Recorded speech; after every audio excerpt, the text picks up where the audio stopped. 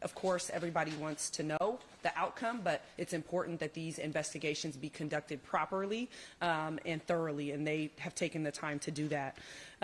As you've heard from the chief, a part of the investigative process was to flush out alternative causes for why this happened. We wanted to make sure that there was not some type of medical issue that occurred or an issue with the vehicle that could have caused this, which ultimately would have been a defense to any charges in this case. And so it's very important that they be able to look at those issues and make sure that they were not factors in causing this collision. At this time, we have, of course, taken that investigation and reviewed it and have decided to file 4 counts of felony vehicular manslaughter against Ms. Lau for each of the deaths that occurred in this collision. Again, these are felony vehicular manslaughter charges, which is the result of the gross negligence that occurred in causing this collision from our point of view.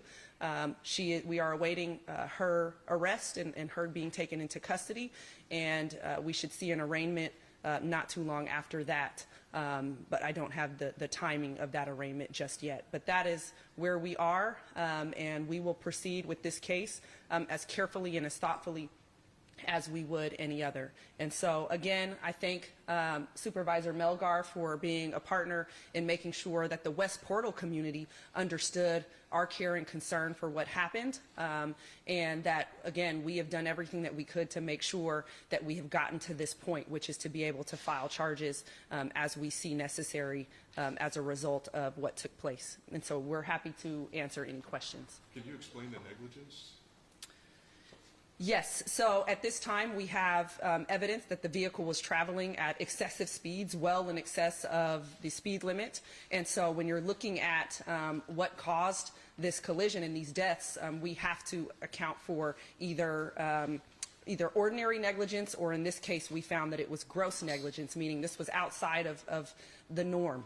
This isn't, somebody going a few miles over the speed limit. This was excessive speeds and driving in a manner that was not safe and that could reasonably, foreseeably cause death. What would be the maximum possible penalty for these charges?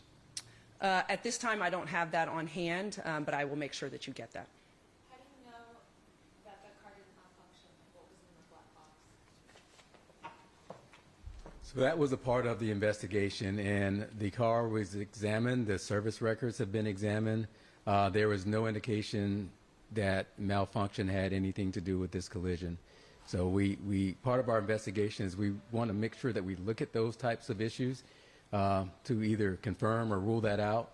And in this case, the investigation ruled out mechanical malfunction. Anything you can speak upon for the DA in terms of age? We're talking about an elderly driver. We've seen this before. Does that play a role when you're trying to convict someone of these 4 felony counts? At this time, we simply we judge all drivers the same, right? If you are a licensed driver in California and you are out on the road, you are held to the same standard of driving. And so we expect all drivers to drive in a safe manner within on our roads. Of course, we expect that to possibly come up during this case, but at this time we have no reason to believe that based on the fact that she was a licensed driver that was somehow an automatic impairment. We allow people who are 78 years old to drive so long as they can pass the driving test, and so at this point that is not a defense to what occurred. Does she have any? I know you said that you haven't arrested her yet. Where is the holdup there? Is there a belief that she may be somewhere else, out of state or out of country? No, there's not a belief of that. The holdup is just we're trying to work with her attorneys, but we do plan to take her into custody as soon as we can. She is local. We've confirmed that, and investigators are out right now trying to arrange that arrest. Question for the chief. When you guys spoke with her, she was cooperating, did she mention anything that you can release about, sometimes people run into buildings, they say they stepped on the gas instead of the brake. Was there anything you can say like that, or no? Well, what I will say is the investigators did a very thorough and extensive job in looking at the possibilities of, as was asked a minute ago, mechanical failure. Inspections were done, and not by the investigators, but by professionals who do this type of work. Service records were examined. So the statements and the investigation ruled out any type of mechanical failure or anything of that nature. So that's where we are. I know you said that the investigation was thorough, and that's one of the reasons that it took so much time. But for a lot of people in that community, I think they still might think it took too long. It's been, a few months now. Can you explain why now we're pressing these charges, and what maybe was the last link that took that long to get to where we are? Well, I mean, there's investigative processes, the inspections and those things, they do take time. Mechanical inspections, reports, outside experts, and those types of things. So this happened in March 16th, and now we're in July, so we're talking about 3.5 months. But these types of investigations do take time. And when we had the evidence to take to a magistrate or a judge to get a warrant, and working with our district attorney's office to make sure that we had a sufficient probable cause, we did that right away.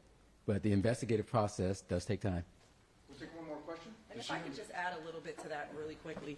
While I understand that some people would judge it on months, when you're talking about what Chief just mentioned, when you have accident reconstruction, when you have a vehicle that has to be inspected, when you have toxicology analysis that has to take place, medical evaluation of the driver, it's a multifaceted investigation that if it is rushed and things are not done thoroughly, I could very well file charges that ultimately I have to dismiss later.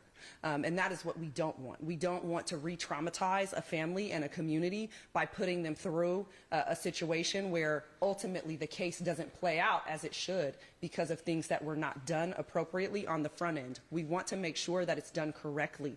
And while there are expectations about timing, all we can do is, as we have done over the last 3 months, is explain to people why this takes so long, and that our hearts are all in wanting to just make sure that we understood what occurred and do our jobs, correctly. Did she have a history of reckless driving? Did she have like a bad driving record, or was this a first offense? I have no indication that she had any relevant history here. We'll take one more question. Chief, you talked about, I know from the community members that I've spoken with, that they were really just broken about this case, and I know, officers and emergency responders had to go to that scene, which must have been gruesome. This scene, how tough has this been for not only the community but the department, because it was an entire family that was out there?